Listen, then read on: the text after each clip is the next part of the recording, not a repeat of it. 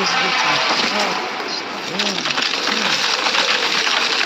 This is the back. That's the behavior.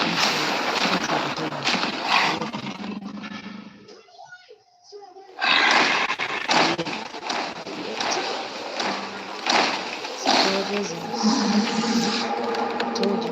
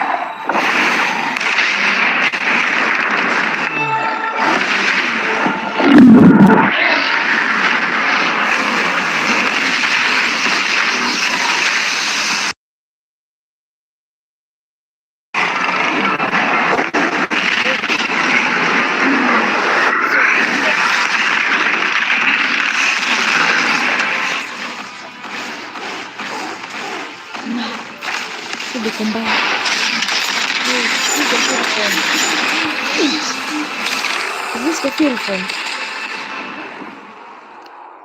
Can someone answer me in the chat? The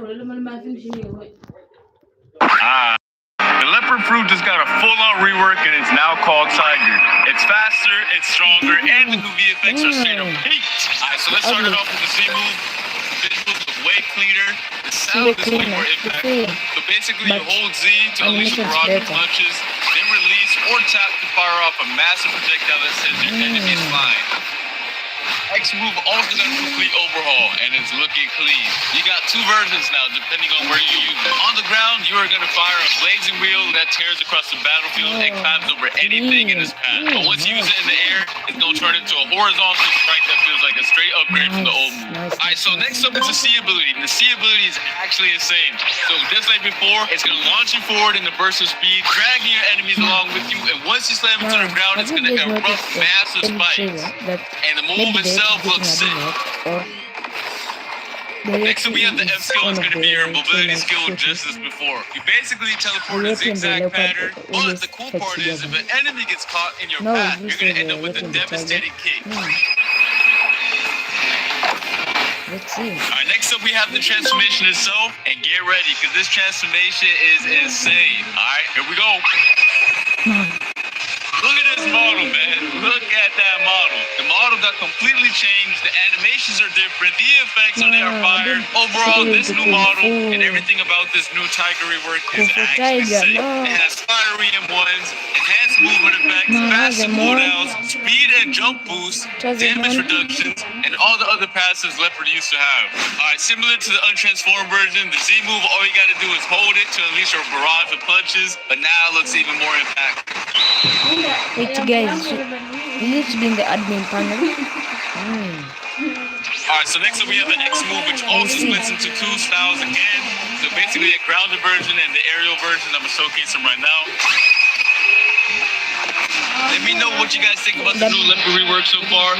Expand the W's in the chat. Alright, and then next up we have the C move again. Same as before, similar effect, just bigger and stronger. Alright, so I'm gonna showcase it right now. Let's get it.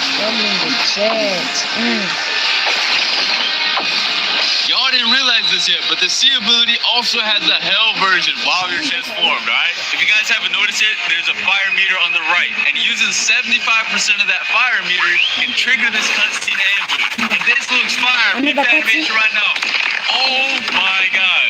Whoever gets hit by this, you are basically cooked. You are getting ambushed with a relentless barrage, with a nice cutscene effect as well. And then next up, we have the revamp F ability again. Basically the same as before. You teleport in a zigzag, and once you hit somebody with it, you do a nice little kick.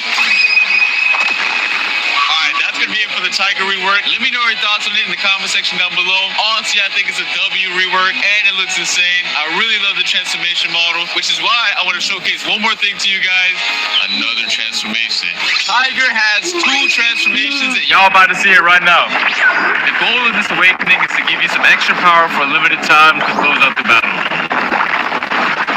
Once you max out your fire meter, you can push beyond your limits and enter an awakened state. And this form is the true speed and damage demon. And let's get it. Alright, so the demon was now completely different. Dash in with the crazy barrage and it ends with the fiery shockwave.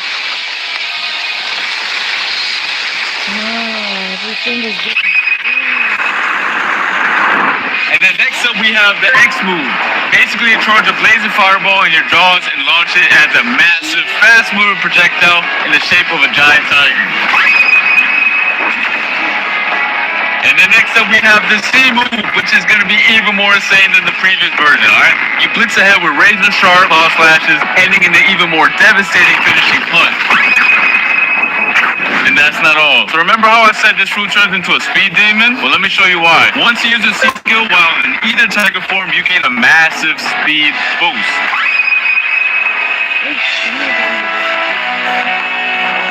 Alright, last but not least, we do have the F move. So it goes from a single kick to unleashing a brutal combo. Teleport through your target with a chain of strikes, lift them into the air, and then slam them back to the ground with a charged close range punch. If you get hit by this, you're cooked. You might as well log off, go to sleep, and think about your life. And then we also have the M1s right here, so beat this. They're also changed. They're more aggressive, faster, and they look better too. That's going to be it for the Tiger rework. Let me know your thoughts in the comment section down below. This design is peak, and I hope you guys all enjoy it because they put a lot of effort into this, as you guys can see. And now it's time for y'all to meet the new witch NPC. She set up her spooky cauldron for the first time ever, and you can craft throwable potions. And here's exactly what they do. First up, we have the big head elixir. Everyone hit by it gets an oversized head. Then we have the pumpkin potion, which turns everyone's head into a pumpkin. Next up, we have the disguised elixir, one of the coolest potions yet. It transforms anyone you hit into a random boss for a short time. Next up, we have the suspicious growth potion, which is totally unpredictable. It can either shrink players down or make them massive. The lava bomb elixir creates a fiery AoE lava zonal impact, but you might want to run out ASAP because it does a lot of damage. And last but not least, we have the candy concoction potion. Everyone who stands in the zone earns event currency, making it both fun and rewarding. Alright guys, let me know your thoughts on these new potions and let's move on to the next. And now, it's time to go trick-or-treating, but with a twist. When the clock hits the top of the hour, the sky shifts into a haunting orange dust, signaling the start of the trick-or-treating event. A small candy icon is going to appear in your compass, letting you know it's time to head out. For the first 10 minutes of every hour, players can explore the towns and go door to door for some spooky surprises. Throughout each town, a few doors are going to be transformed into special interactable trick-or-treating doors. They're going to stand out visually so you'll know exactly which ones to visit. But be warned, once you knock, you never know what's waiting behind those doors. You might end up with a trick, or if luck's on your side, you're gonna score yourself a treat. Those treats are the candy you'll need to redeem exclusive new rewards at the Haunted Gacha. But be warned, not every door gives candy so easily. There are rumors of one door that's different, one that looks like the other.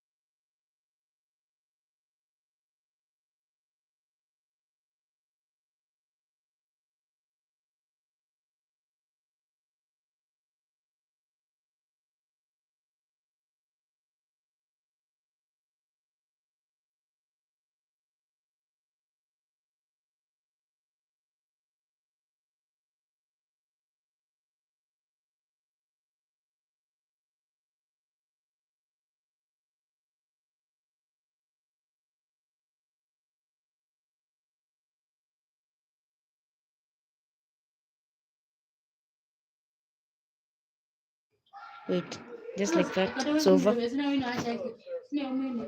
Just like that, it's over.